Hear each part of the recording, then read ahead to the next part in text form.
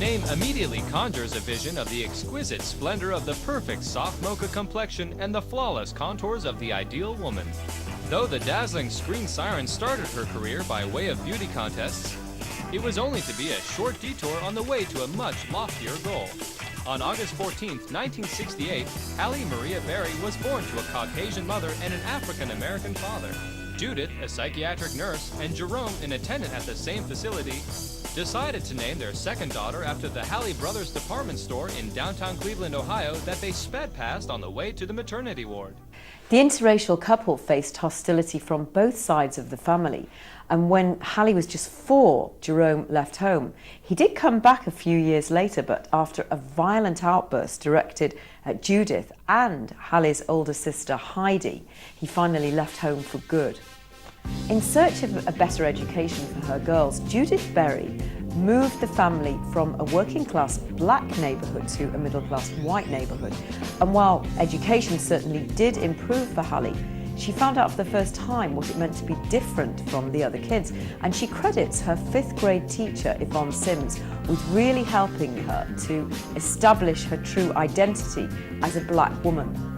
I think most people can relate to feeling oppressed on some level about something, or being silenced, or being afraid, or not knowing what to do or what to believe. I think most people can understand what that's like. We've all felt that way, no matter what nationality you are, what country you're from. That's a very human, I think. Once you've lived any bit of life, you have felt that at some time. In spite of the difficulties of being one of the few black students at Bedford High School, Halle found that she excelled as a member of the Honours Society.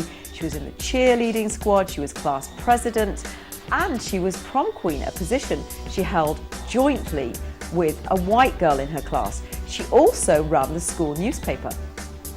At 15, Halle started out in the beauty contest circuit, easily winning Miss Teen Ohio. At 17, she went on to win Miss Teen All-American. And from there, she won the Miss Ohio contest. At 18, the knockout then went on to place as a runner-up in the Miss USA competition, which qualified her to enter into the Miss World competition. Halle Berry was the first African-American to do so.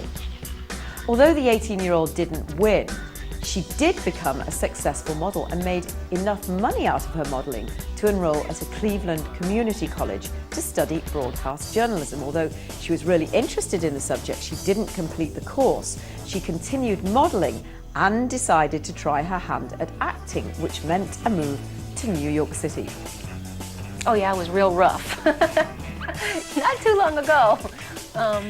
I think, yeah, when I first left Cleveland, Ohio, from a really small town, so the first time I came to New York City or to LA, it was, you know, wow, a big place, and I didn't really feel like I fit in. I had to sort of learn how it's all done, how the games are played. Halle appropriately landed a role as a model in the TV series Living Dolls.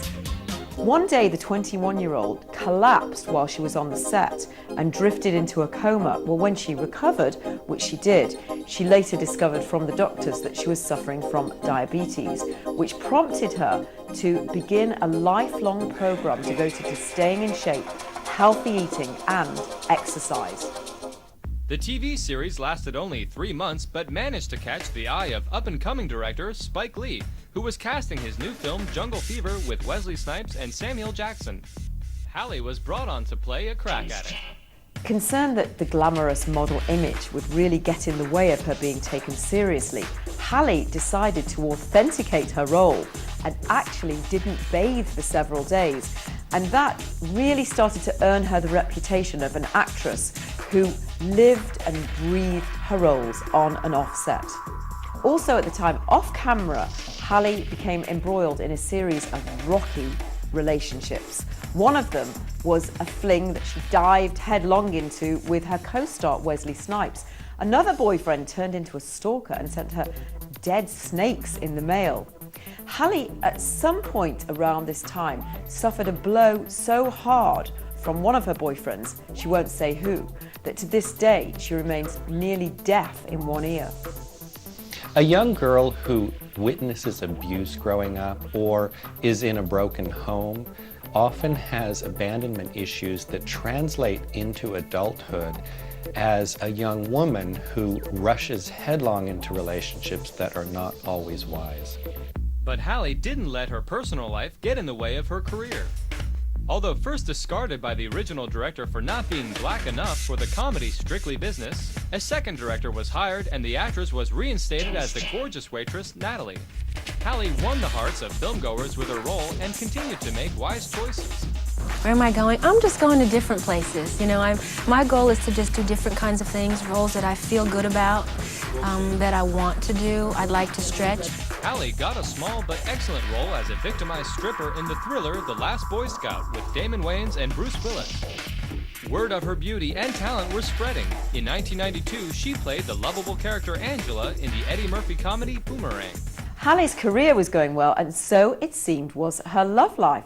After a 6-month whirlwind romance, it was Hallie who proposed marriage to the handsome right fielder for the Atlanta Braves, David Justice. They got married on New Year's Day 1993 and instantly became a pin-up, glamorous couple.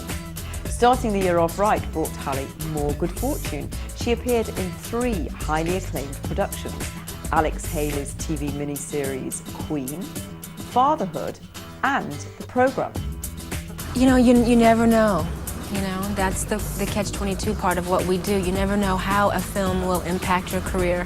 The ones that you think will be most impactful sometimes turn out not to be, and the ones you think are little throwaway little movies that you do end up being, you know, your major hit. So it just, I guess it's all up to the movie gods, and it just sort of depends. It's a lot of luck that's involved. Coming up, Hallie's professional and personal life fall apart. Unfortunately, Hallie's career took a downturn when her marriage to David Justice hit the rocks. It was an acrimonious divorce, with Justice accusing his ex of excessive jealousy. The tabloid headlines maligned Hallie, and she was so depressed and distressed at the time that she contemplated suicide.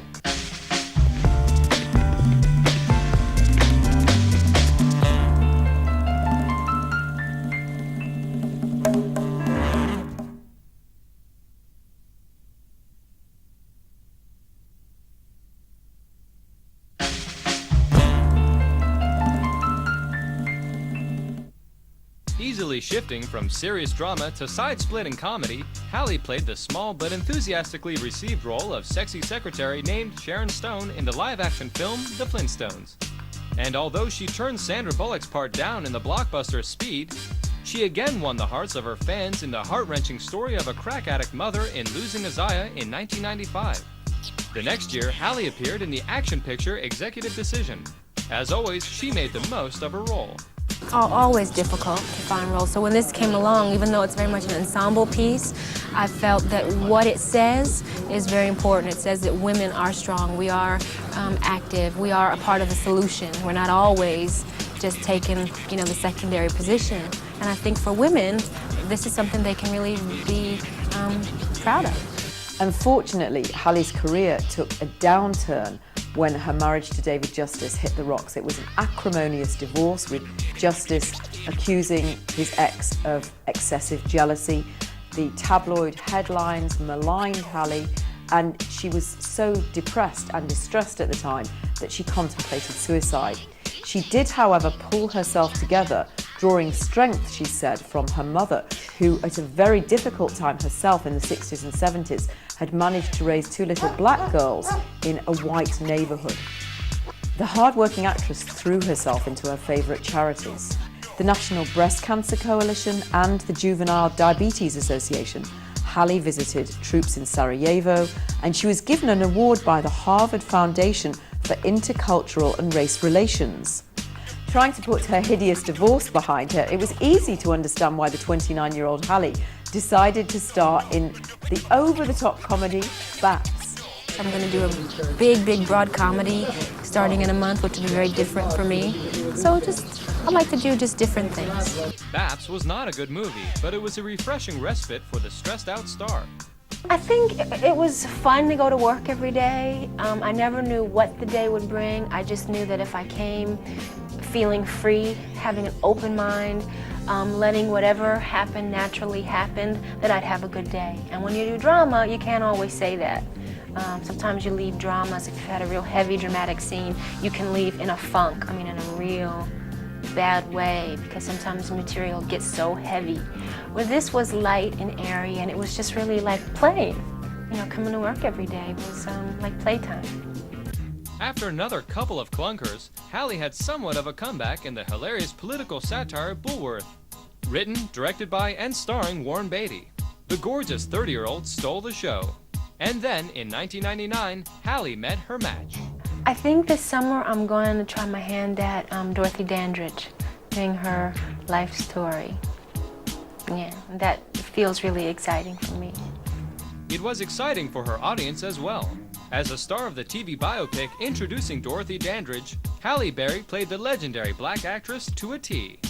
The TV movie was a colossal success, and the ecstatic actress won an Emmy and Golden Globe.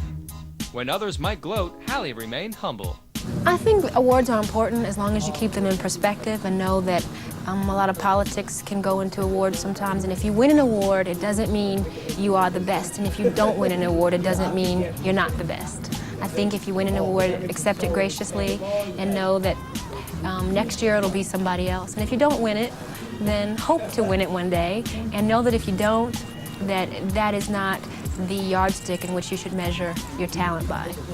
Halle's personal life was looking up as well. The 31-year-old actress became engaged to musician Eric Benet on her birthday in 1999. The couple had met at one of his concerts a couple of years earlier, but they'd been dating discreetly because she didn't want to go through the same thing in public.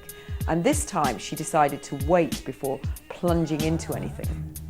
But less than a year later, in February 2000, Halle was making tabloid headlines again. The sexy star ran a red light on Sunset Boulevard and caused an accident. She didn't stop. Instead, bleeding profusely, she drove herself to a hospital. She received over 20 stitches for the gash on her forehead. The disoriented actress told the doctors about the mishap, fully admitting her fault in the crash that left the other driver with a broken wrist. She had to pay a $13,500 fine and serve 200 hours of community service. Even though the tabloids dragged her name through the mud and she became the butt of many jokes, she weathered it all with a certain kind of grace, and she discovered that really it wasn't the end of the world. In fact, there were some pluses because it meant she wasn't under pressure anymore to live up to a certain standard that she'd always held herself to. And so a person who grows up in an all-white neighborhood or attends an all-white school who is a person of color is constantly being reminded of their race and takes on a burden, which is really an unfair burden, of representing the entire race and having to live up to a higher standard than the rest of the people. By this time, Halle had really developed a thick skin. She went on to star as Storm in X-Men, the comic book-inspired hit that was hugely popular. She controls the weather with her mind.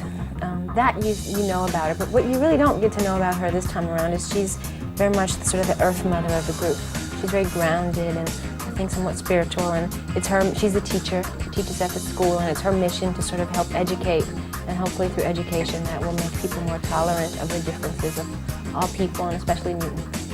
Knowing how invasive the tabloids are, Halle and Eric married in a quiet, secret ceremony in Santa Barbara on January the 19th, 2001. There were just a few guests present, and Eric's 9-year-old daughter, India, the little girl's mother, had tragically died when she was just 2 years old.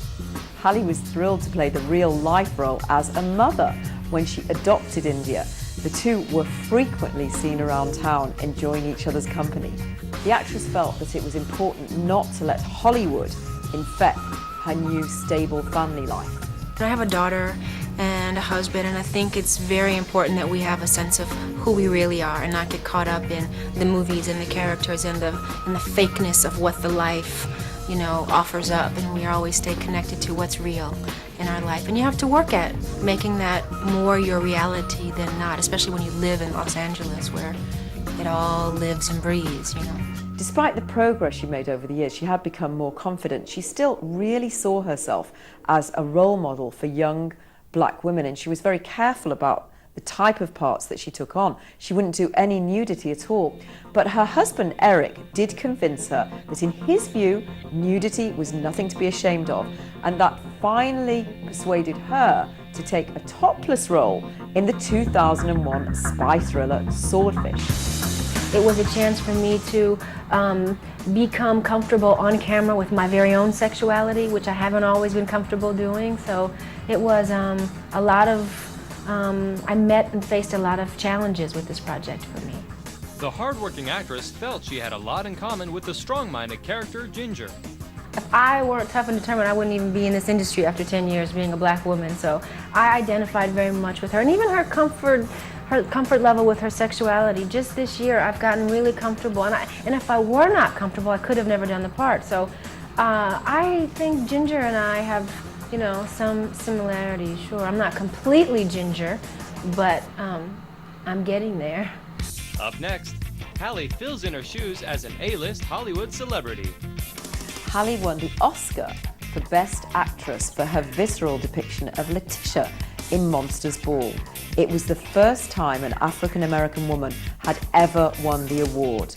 It was a moving and highly emotional time for Halle, and she gave a very tearful, emotional speech dedicated to her predecessors, her contemporaries, and future generations of black women actresses.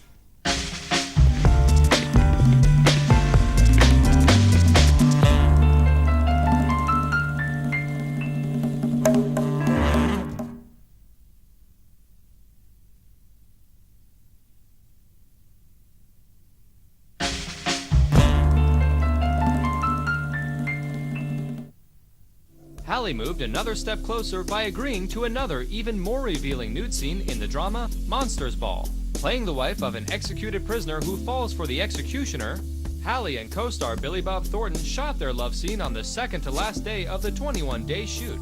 Nudity and sex on screen were becoming easier for the modest actress to handle. They were, but no more difficult than the scene where I had to, you know, beat my kid, or, you know, some of the other heavy, hard-hitting scenes that dealt with really strong, uncomfortable things, you know. Okay, we can't show, you know, a beautiful love scene in American cinema, but yet you can show people getting shot with Uzis and their heads cut off and things blown up. Okay, you know, it's a big contradiction. Halle won the Oscar for Best Actress for her visceral depiction of Letitia in Monsters Ball. It was the first time an African-American woman had ever won the award. It was a moving and highly emotional time for Halle, and she gave a very tearful, emotional speech dedicated to her predecessors, her contemporaries, and future generations of black women actresses. I'm still realizing the impact of winning an Oscar. You know, I think it'll be years and years to come that I'll you know, be realizing what it's meant, not just for me, but so many other people and women of color. I think it'll be an ongoing process. Halle was not only the first African-American actress to win an Academy Award, but she was also the first Academy Award-winning actress to play a Bond girl.